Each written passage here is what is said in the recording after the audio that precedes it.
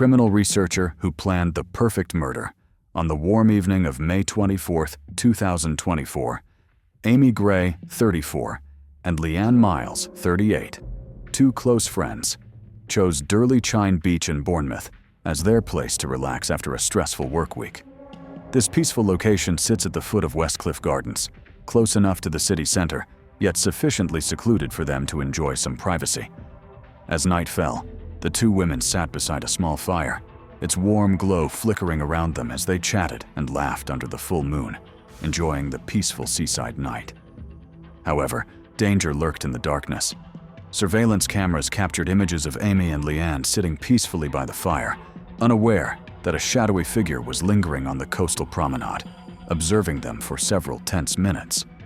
After carefully surveying the area, this man made his move. He approached the two women silently, without warning, and launched a brutal attack. Leanne was stabbed more than a dozen times in a violent rage. In an effort to save her friend, Amie screamed at the attacker to stop. This distraction allowed Leanne to escape, but Amie became the next target. The attacker lunged at her, inflicting nearly 10 stab wounds, including one directly to the heart, with such tremendous force that she died instantly. Despite being severely injured, Leanne managed to escape to the promenade. At 11:42 p.m., she made an emergency call to 999, begging for immediate assistance. Medical personnel were dispatched immediately, but the situation worsened when they couldn't access the beach. A locked gate blocked their path, and it wasn't until police arrived and cut through the gate that they could reach the crime scene. What they discovered next was horrifying. Amie was so severely injured that she couldn't be saved. Medical staff desperately attempted CPR, but sadly, it was too late, and Amie Gray was pronounced dead at the scene. Meanwhile, Leanne was rushed to the hospital in critical condition after suffering a collapsed lung and a punctured liver. Fortunately, she survived. As the sun rose over the coastal town of Bournemouth, residents awoke to the tragic news of a horrific stabbing. Although Bournemouth is known for its safety and 7 miles of beaches, it suddenly became the epicenter of a terrible tragedy. Amie's death was a stark reminder of the growing knife crime in England.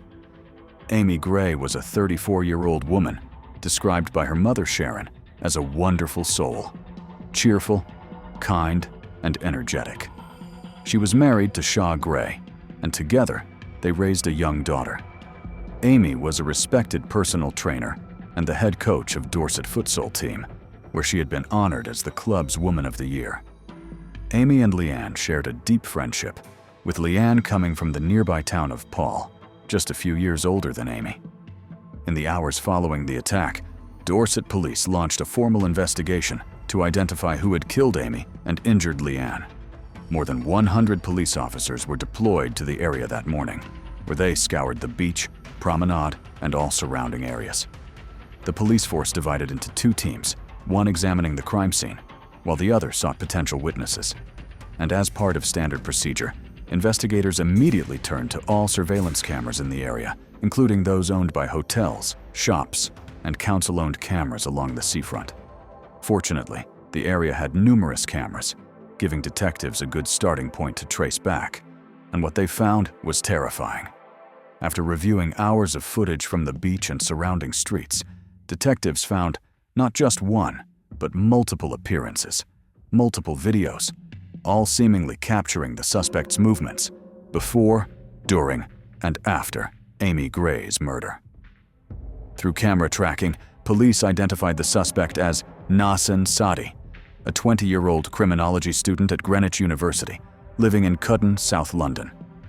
Nasen was born on December 22, 2003, in Thailand, and moved to England at age 4 with his family. He had a multicultural family background, with parents from Iraq and Thailand. From a young age, Nasen was described as quiet, serious, with limited social interaction and difficulties integrating socially, especially with girls. He developed an obsession with violence and crime through online forums, using aliases like Skills and Ninja Killer, meticulously studying famous murder cases and police investigation methods. Nasen had previously purchased 2 knives and an axe online, which his parents discovered, causing significant family conflict. He moved to live with his grandfather and aunt while continuing his studies, switching from physical education to criminology. His professors noted that he asked detailed questions about forensic procedures and how suspects avoid capture, raising concerns about his true intentions.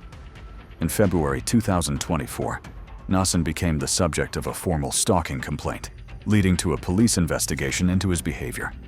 Nevertheless, Nasen continued his research and meticulous planning for his crime, including thorough surveys of the Bournemouth area, particularly the Westcliff Promenade, camera blind spots, and hotels without surveillance.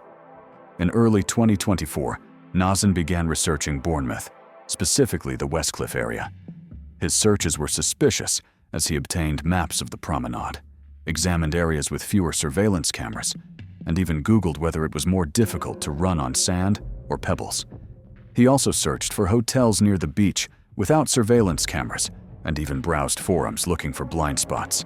He made specific searches, Googling things like how long does surveillance footage exist on cameras and how to move without being seen by cameras. And perhaps most chilling of all, why is it harder to catch a killer if he does it in a different town? In the following weeks, Nasen made several quiet trips from Cooden to Bournemouth. He would book a room and stay for 1 or 2 nights, spending most evenings walking up and down the promenade alone. As if that wasn't strange enough, he would spend most of his time there just observing, watching, and calculating. And each time he visited Bournemouth, he would return home without telling anyone where he had been. On May 22nd, Nasen went to see the horror film The Strangers Chapter 1, a movie about masked killers, which may have inspired his actions. On the evening of May 22nd, Nasen went to a local cinema where he purchased a ticket to see The Strangers Chapter 1. This is a horror film where masked attackers carry out senseless murders. In retrospect, this is a very frightening detail, almost as if he watched this film for motivation, and just 2 days later, on Friday, May 24th, he would do the unimaginable. Shortly before sunset, he left his hotel and then headed toward the promenade. In this surveillance clip, you can see him once again walking alone westward toward the darker and quieter edge of the beach. That night, and just a few meters away, Amie Gray and Leanne Miles were sitting by a small fire on Durley-Chine Beach. It was peaceful and secluded, and the bay was quiet at night. They were laughing and enjoying the sound of the waves. But unbeknownst to them at that moment, Nasen was watching from the darkness. Just 4 days after the crime, on May 28th, 2024, police arrested Nasen at his home in Purley, South London. He was detained without incident, cooperated with police, and was charged with murder and attempted murder. In Nasen's bedroom, police found multiple knives, some carefully hidden, along with self-defense spray. Nasen's digital footprint was also collected, including his internet search history, with questions related to how to commit crimes and avoid cameras. He even used his personal credit card to book hotel rooms, not hiding his movements.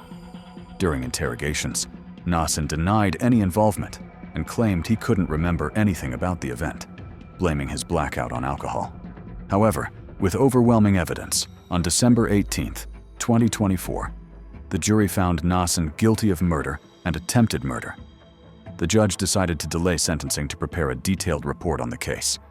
The case of Nasen Saadi is not just a personal tragedy, but also a warning about the danger of those with violent obsessions and meticulous preparation for crime. It has shaken the Bournemouth community and raised many questions about how to prevent knife crime in modern society.